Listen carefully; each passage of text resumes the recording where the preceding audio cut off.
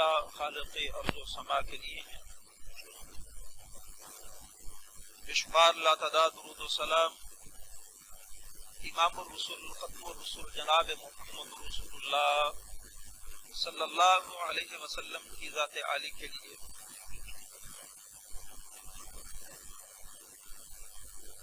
محترم سامعین کرام اور معزز سامعات، اللہ تعالیٰ کے قرآن کا انداز بڑا ہی دلکش خوبصورت ہے. جو ایمان اللہ تعالیٰ کو مطلوب ہے، قرآن اسی ایمان کے مطابق انسانوں کے سامنے بات کرتا ہے.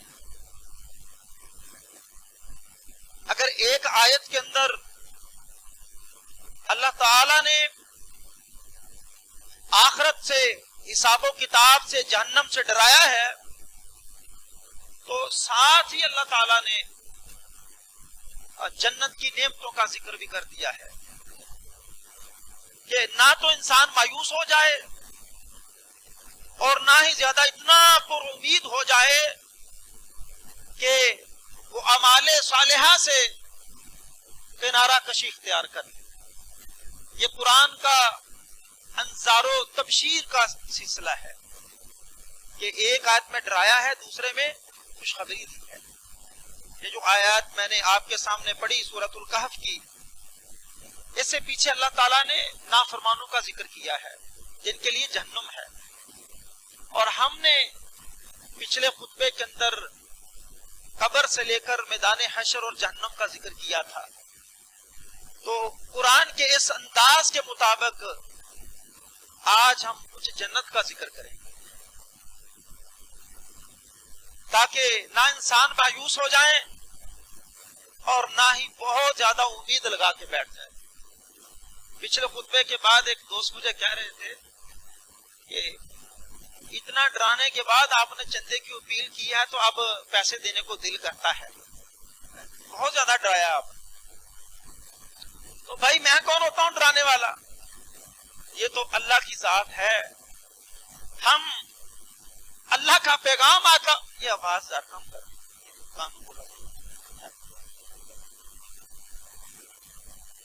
ہم کون ہوتے ہیں ڈرانے؟ یہ اللہ کا قرآن ہے جو آپ کے سامنے رکھا جاتا ہے اور بیان کیا جاتا ہے، اور کوشش یہ کی جاتی ہے کہ بڑے محتاط انداز کے اندر بیان کیا جائے. کوئی لگی لپٹی باتیں نہیں، نہ رلانا مقصد ہے نہ ہنسانا مقصد ہے، صرف اللہ کا قرآن اور رسول اللہ صلی اللہ علیہ وسلم کا فرمان آپ کے سامنے رکھنا مقصد ہے. تو میرے بھائیوں، یہ دنیا دیکھیں دو طریقے ہیں، دو رستے ہیں، دو جماعتیں ہیں جن کا اللہ نے ذکر کیا، فریق فی الجنہ و فریق فی السعیر. کل قیامت کے دن ایک گروہ جنت میں جائے گا اور ایک گروہ جہنم کی نظر ہو جائے گا. تو اللہ کی جنت کتنی خوبصورت ہے، جنتیوں کے پہناوے کتنے اعلیٰ ہیں، کھانے کتنے اعلیٰ ہیں، وہاں ان کا طرز بود و باش دنیا سے یکسر مختلف ہے. وہاں ان کے پھل، میوے، یہاں تک کہ اللہ کے نبی صلی اللہ علیہ وسلم بیان فرماتے ہیں. اللہ جنت کا بیان قرآن میں موجود ہے، احادیث کے اندر موجود ہے. جہنم کا ذکر قرآن میں موجود ہے، احادیث میں موجود ہے. لیکن اس کے باوجود یہ صرف ایک احساس ہے. یہ کیا ہے؟ ایک صرف یہ قرآن و سنت کا بیان ایک احساس ہے.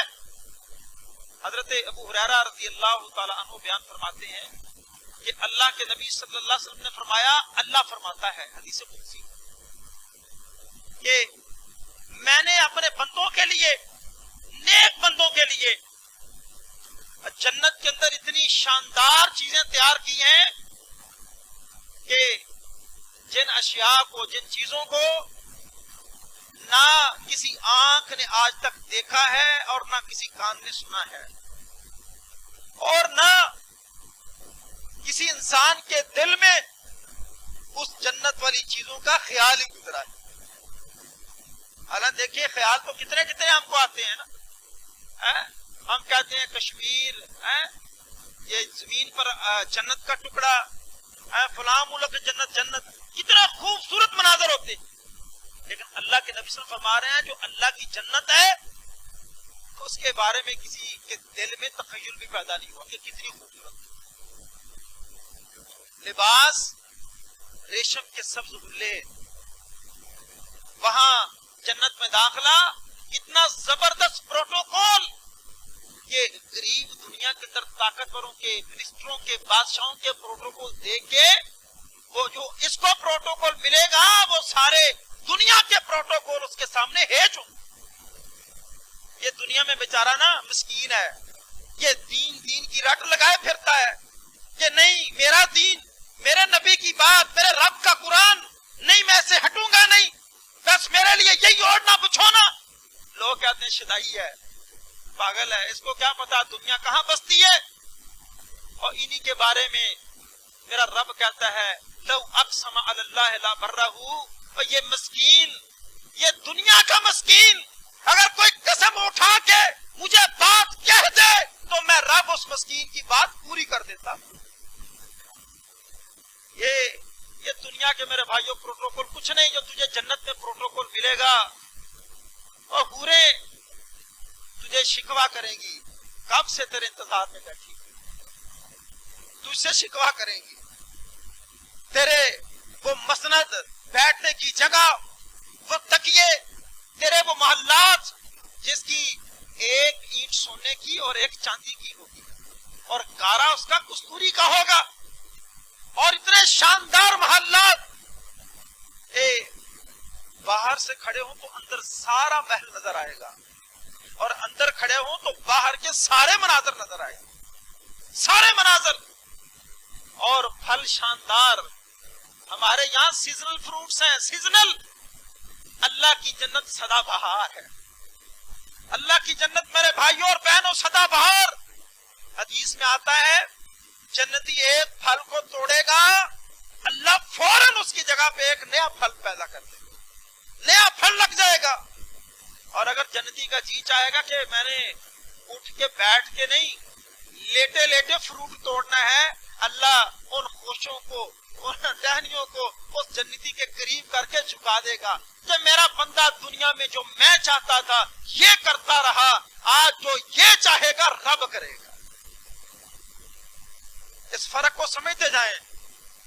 تو میرے بھائیوں، وہ دودھ اور شہد کی نہریں، وہ روسٹ پرندے، جو چاہو گے وَلَكُمْ فِيهَا مَا تَشْتَهِي أَنفُسُكُمْ وَلَكُمْ فِيهَا مَا تَدَّعُونَ، کہ جو تمہارے جی چاہیں گے اللہ اپنی شان کے مطابق تمہاری میزبانی کرے گا.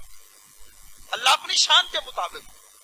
ایک طرف رب ہے، ایک طرف بندہ، اور بندہ وہ جس نے دنیا اپنے رب کے نام کر دی. یہ دنیا میں رب کے سامنے پیش ہوتا رہتا تھا، اب رب نے حور و غلمان پیدا کر دیے جو اس کی خدمت میں ہمیشہ رہیں گے، جوانی ہمیشہ رہے گی. وہاں بھوک پیاس کا تصور نہیں، وہاں بس ذائقے کے لیے ہے، ٹیسٹ کے لیے، جو جی چاہا کھاؤ. وہاں کوئی گندی علاشیں نہیں، پسینہ نہیں، بدبو نہیں. یہ کہا رہے گی جو کھایا پیا وہ ہضم ہو جائے. ہاں جہاں تھوڑا کھا لے نا پیٹ بھر جائے اور پھر ہمارے سامنے اچھی چیز آ جائے تو ہوں بھی وہ مولوی صاحب پریشان ہو جاتے ہیں، کھا تو پہلے ہی بہت بیٹھا ہوں، اب کیا کروں میں اس کا جو سامنے پڑا ہے. اور جنت میں یہ معاملہ نہیں. جنت میں کیا ہے، تو نے کھا لیا، جی اور چاہا، تیرے پیٹ کے اوپر بوجھ بھی محسوس نہیں ہوگا. جتنا کھائے گا کھاتا جا، تجھے کو منع کرنے والا نہیں ہے. لیکن میرے بھائیوں، جو بات کرنے کی ہے اس جنت کی ہم نے تیاری کرنی. اللہ کے فرشتے دیکھیں، اپنا مقام پہچانے میرے بھائیوں اور بہنوں. ہم سب اپنا مقام پہچانے کہ میرے لیے رب کے فرشتے روزانہ کی بنیاد پہ جنت کو مزین کر رہے ہیں. میرے لیے اللہ کے فرشتے پاکی، نوری، میں گناہوں اور خطاؤں کا پتلا، میرے لیے جنت کو ڈیکوریٹ روزانہ کی بنیاد پہ کیا جا رہا ہے. اب بتائیں، اللہ جو کن کا مالک ہے، وہ کروانے वाला, फरिश्ते करने वाले, तो बताओ फिर प्रोटोकॉल छोटा होगा। और मेरे भाइयों, इसके लिए हमने तैयारी करनी है। काब बिन उजरा रज़ी अल्लाह तआला अन्हु बयान फरमाते हैं कि अल्लाह के नबी सल्लल्लाहु अलैहि वसल्लम ने सहाबा से अर्ज किया कि क्या मैं तुम्हें जन्नत में जाने वाले मर्द ना बताऊं? आप ये सुनते जाना और इन आमाल को करने की कोशिश करना इंशाअल्लाह, ठीक है ना।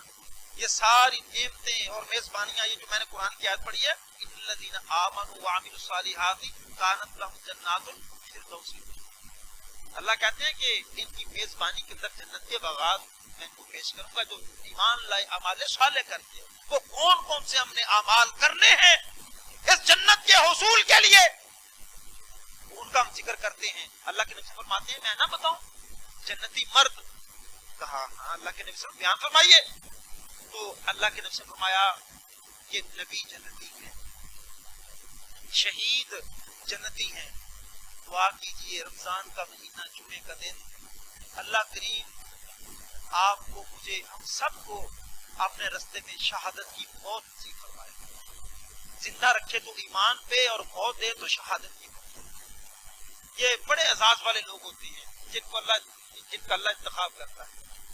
अल्लाह की कसम, सारी जिंदगी जंगे लड़ने वाले वो चार पाई पे वफात हुई है, जंग में नहीं। ये नसीब और किस्मत की बात है। हजरत उमर साहबा दुआ किया करते हैं, नबी, शहीद, सिद्दीक, सच बोलने वाले, ये अल्लाह की जन्नत में होंगे। और फिर फरमाया कि छोटा बच्चा जो पैदा होने के बाद मौत हो जाता है वो भी जन्नत में होगा। वो आगे दूसरी लंबी रवायत है कि अपने वालिदैन का पल्लू पकड़ेगा, जन्नत के दरवाजे पे उनका इंतजार करेगा। वो आएंगे तो कहेगा उस वक्त तक मैं जन्नत में नहीं जाऊंगा जब तक मैं अपने वालिदैन को साथ जन्नत में नहीं ले जाता। और फिर फरमाया वो शख्स कि जो दूर दराज का सफर करके अपने मुसलमान भाई से मिलने के लिए जाता है और कोई जाती गर्ज, मतलब और लालच नहीं है, सिर्फ उसे अल्लाह के लिए मोहब्बत करता है, सिर्फ अल्लाह के लिए मिलने जाता है, ये वो लोग हैं जो अल्लाह की जन्नत में जाए। और मेरे भाइयों, शहरी जिंदगी बसर करने वालों, कभी बिना मतलब के भी किसी के पास बैठा करो और उसको बताया करो कि मैं रब के लिए तेरे पास बैठा हूं,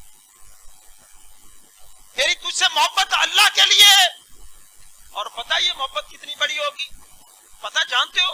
बात मामूली है, सिला बहुत बड़ा है, बहुत बड़ा सिला। और ये हदीस है अल्लाह के नबी से, जिससे तुम अल्लाह के लिए मोहब्बत करते हो ना, उसे इजहार भी किया करो कि मैं तुझसे अल्लाह के लिए मोहब्बत करता हूं। ये नूर के मिंबरों पे होंगे, तहाब्बा फिल्लाह इज्तमा अलैहि व तफर्रका अलैहि। ये अल्लाह के नेक बंदे आपस में दुनिया में मिलते थे, इनका मिलना भी अल्लाह के लिए था, इनका जुदा होना भी अल्लाह के लिए। यग़बितुहुमुन नबिय्यून, अंबिया भी इन पे रश करेंगे, अंबिया भी रश करेंगे कि ये नूर के मिंबरों पे बैठने वाले कौन है? बताया जाएगा ये वो लोग हैं जो दुनिया में आपस में मोहब्बत करते थे, कोई दरमियान में गर्ज और लालच नहीं थी, सिर्फ ये दीन वाला है, जिस रब का ये वफादार है, जिससे वफा करता है, मैं इससे इसलिए मोहब्बत करता हूं, ये अल्लाह का भी वफादार है और नबी का भी वफादार है। फिर फरमाया क्या मैं तुम्हें औरतों की खबर ना दूं जो औरतें जन्नत में जाएंगी? तो साहबा ने फरमाया जी अल्लाह के नबी बयान फरमाइए। तो अल्लाह के नबी फरमाने लगे अपने शोहरों से मोहब्बत करने वाली औरतें, अपने शोहरों से मोहब्बत करने वाली। और मेरे भाइयों और मेरी बहनों, मोहब्बत दो तरफा है, तो कुर्बानियों के बगैर मोहब्बत मुमकिन नहीं है, दर गुजर के बगैर मोहब्बत मुमकिन नहीं है। आज के जुमे में मैं अपनी बहनों से, अपनी माओ से ये दरखास्त करूंगा, अपनी बेटियों से दरखास्त करूंगा कि दर गुजर किया करें। घर में मामलात हो जाएं, खामद को भी दरगुजर करना चाहिए। खामद बेचारा मरता क्या ना करता, दरगुजर करते ही है, मेरा घर उजड़ जाएगा, ज्यादा गुस्से में आया तो, और बाद उजाड़ के बस फतवे मांगते फिरते। तो मेरी बहनों, आप सब्र किया करें, اور جب صبر کریں گی تکلیفوں پہ تب محبت قائم رہے گی، جب تکلیفوں پہ صبر نہیں ہے پھر محبت بھی ختم ہو جاتی۔ تو فرمایا وہ عورتیں جو خامدوں سے محبت کرنے والی ہیں جنت میں جائیں گی۔ اور پھر فرمایا وہ عورتیں جو زیادہ بچوں کو جننے والی، زیادہ تکلیفیں اٹھانے والی عورتیں، بار بار تکلیف اٹھانے والی عورتیں، ان تکلیفوں کی جزا اللہ کے پاس جنت ہے۔ اور پھر فرمایا الفاظ بڑے سخت ہیں، شاید میرے بھائیوں کو بھی ناگوار گزرے، میری بہنوں کو بھی ناگوار گزرے۔ اللہ کے نبی صلی اللہ علیہ وسلم کی یہ حدیث ہے کہ اگر خامند زیادتی بھی کرے حالانکہ کرنی نہیں چاہیے، خیرکم خیرکم لأہلہ، تم میں اچھا مرد وہ ہے جو اپنی گھر والی کے لیے اچھا ہے، حالانکہ زیادتی نہیں کرنی چاہیے۔ اگر گھر کے امور نگرانی کے اندر معاملہ چلاتے ہوئے اگر عورت سمجھتی ہے کہ یہ میرے اوپر زیادتی ہو گئی ہے، اللہ اکبر، تو یہ نہیں نبی علیہ السلام نے فرمایا کہ اپنے خامند کو معاف کر دیا کرے، بلکہ زیادتی کے باوجود اس اپنا ہاتھ اس کے ہاتھ میں دے دے اور کہے کہ اللہ کے نیک بندے یہ میرا ہاتھ تیرے ہاتھ میں ہے، میں اس وقت تک تجھ سے الگ نہیں ہوں گی جب تک تم مجھ سے راضی نہیں ہو جاتا، جب تک تم مجھ سے راضی نہیں ہو جاتا میں تجھ سے دور نہیں جاؤں گی۔ یہ وہ عورتیں ہیں جو جنت میں جانے والی، اور یہ خوبیوں، ان خوبیوں کی مالک ام سلیم رضی اللہ تعالی عنہ۔ صحیح بخاری کے اندر آتا ہے کہ یہ ام سلیم حضرت انس رضی اللہ تعالیٰ عنہ کی والدہ ہے، یہ اپنے گھر میں موجود ہیں، صحیح بخاری کی حدیث ہے، اپنے گھر میں موجود ہیں تو ان کا بیٹا بیمار تھا، تو ابو طلحہ ان کے خامند آئے، شام کو آئے تو بیٹے کی خیریت دریافت کی، تو کہنے لگی کہ پہلے سے بہتر ہے، اچھی حالت میں ہے، اور ایک روایت کے اندر آتا ہے میں اللہ سے امید کرتی ہوں وہ اچھی حالت میں ہے۔ خامند کو تسلی ہوگی کہ لگتا ہے اب وہ بیمار تھا، سویا ہوا ہے، اب پہلے سے بہتر حالت میں۔ آئے گھر کا کوئی شکوہ، یہ دیکھو یہ بھی خامند گھر آیا ہے نا، ہم نے بہت سارے شکووں کی لسٹ تیار کی ہوتی ہے، بنا پانی پوچھے، بنا کھانا پوچھے، تیرے باپ نے آج یہ کیا، تیری ماں نے یہ کیا، تیری بہنوں نے آتے ہی چیزوں کو پٹک پٹک کے مارنا، چلو میں نے اس گھر میں رہنا ہی نہیں۔ وہ باہر لوگوں کے دھکے کھا کے آئے، بزنس کر رہا ہے، تجارت کر رہا ہے، کاروبار کر رہا ہے، وہ ملازمت کر رہا ہے، اپنے باس کی جھڑکیں کھا کے آیا ہے، اور گھر آتے ہی اب سامنے طوفان سے پالا پڑ گیا ہے، اللہ خیر کرے۔ اور یہ بھی خامند ہے جو گھر باہر سے آیا ہے، تو کھانا پیش کیا، کھانا کھایا، رات گزاری، خلوت صحیحہ حاصل کی، اور صبح جب فجر کے لیے مسجد میں جانے لگے ابو طلحہ، تو ام سلیم فرماتی ہیں کہ اگر کسی سے کوئی چیز گروی لی ہوئی ہو، عاریتاً لی ہوئی ہو، اور جس سے چیز ادھاری لی ہو وہ مطالبہ کرے تو کیا یہ کوئی برا مطالبہ ہے؟ کہنے لگے نہیں، اس میں کون سی برائی ہے؟ کہا پھر آپ کا بیٹا رب نے دیا تھا تو رب لے گیا ہے، وہ فوت ہو چکا ہے رات میں۔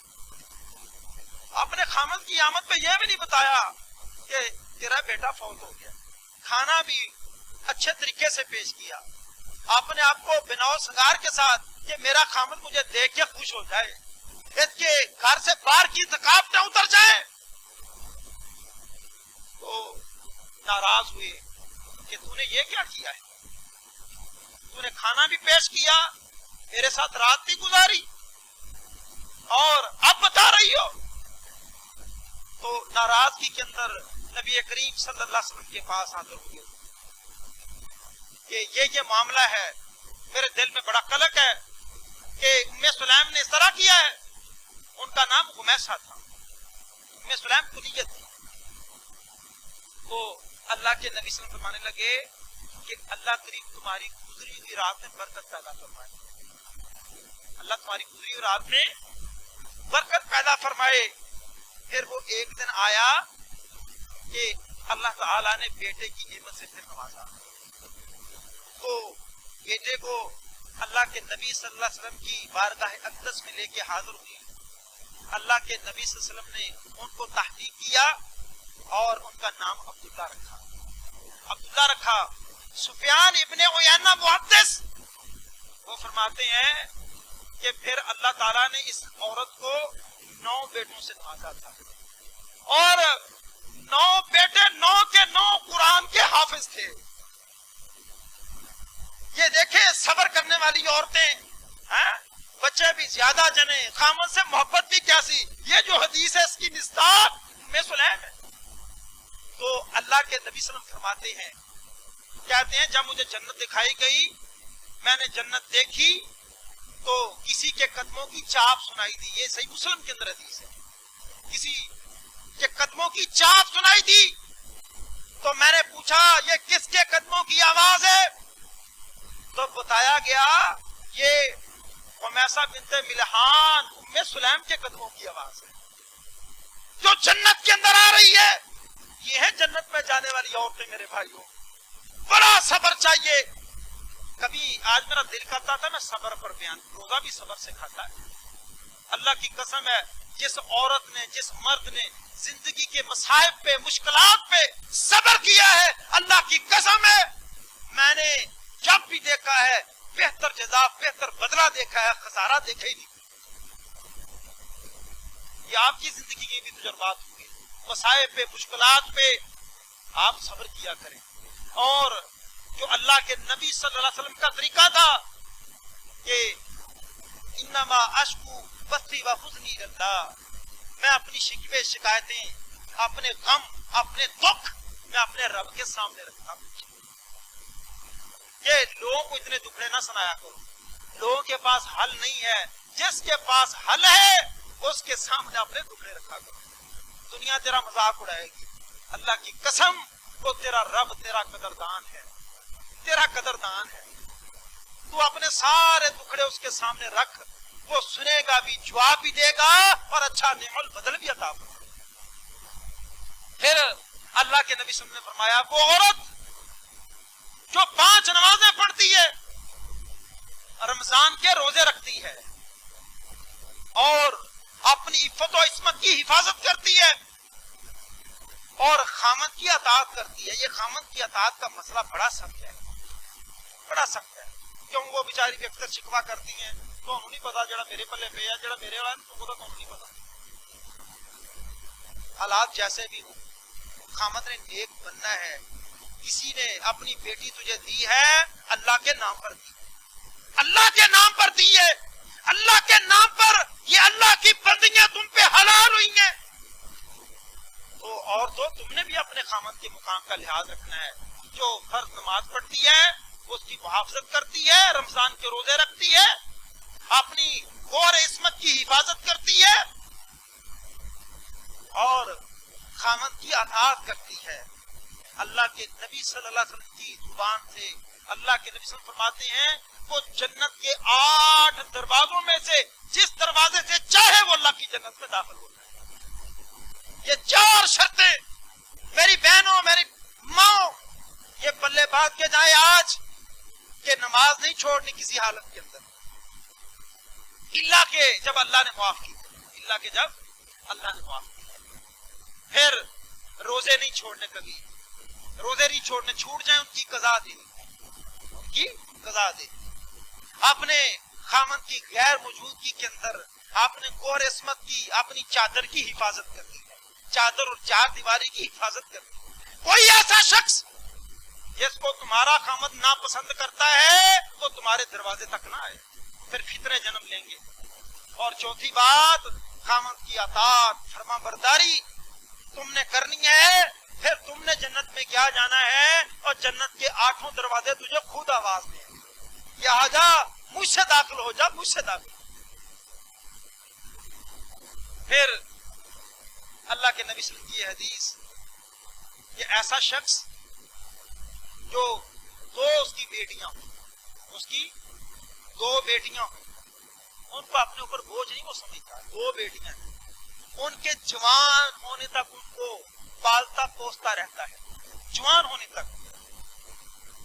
तो एक हदीस के अंदर सिर्फ इतने अल्फाज, एक हदीस के अंदर है उनकी तरबियत करता है और उनकी अच्छी जगह शादी करता है। फरमाया कल क़यामत के रोज जन्नत में मैं और वो इस तरह इकट्ठे आएंगे, मैं और वो इस तरह इकट्ठे आएंगे, बेटियों की तरबियत करने वाला, बेटियों की परवरिश करने वाला। फिर अल्लाह के नबी सल्लल्लाहु अलैहि वसल्लम ने फरमाया कि जन्नत में जाने वाले 3 किस्म के लोग और भी। वो 3 किस्म के लोग क्या कौन से हैं? फरमाया हाकिम, इंसाफ करने वाला, इंसाफ करने वाला हाकिम। और मेरे भाइयों, आज ये हुकूमत लोग खेलते हैं, और जो शख्स अपनी जात का अल्लाह के कटहरे में हिसाब नहीं दे सकता, वो 22 करोड़ अवाम का हिसाब दे सके। अब मेरे नजदीक इंसाफ पता क्या है? जो मैं चाहूं। हर सियासतदान, हर जमात का अमीर, हर जमात का कायद और लीडर ये इमाम है, मर्द खामद अपने घर का इमाम है।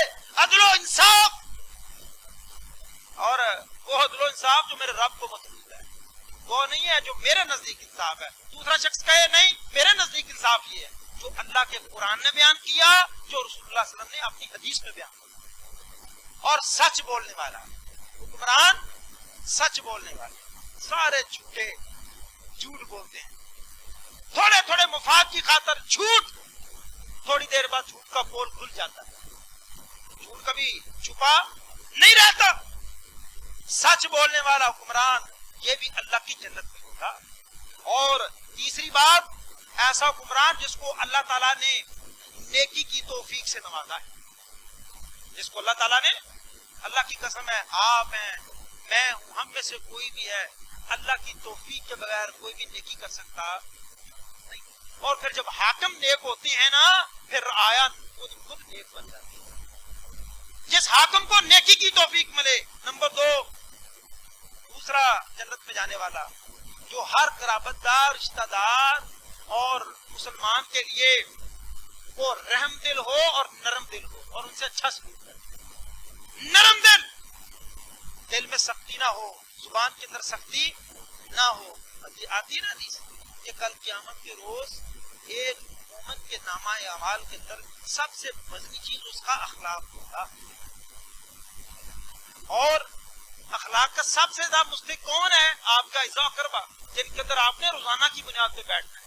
ये नहीं है कि घर तो खाने बदतमीजी है, रिश्तेदारों में भी बदमाशियां, और बाहर माशाल्लाह इसकी इज्जत के झंडे लगे हुए हैं। इज्जत हकीकी वो होती है जिसकी गवाही तुम्हारे घर से भी, ये वाकयातन ये इज्जतदार बनता है।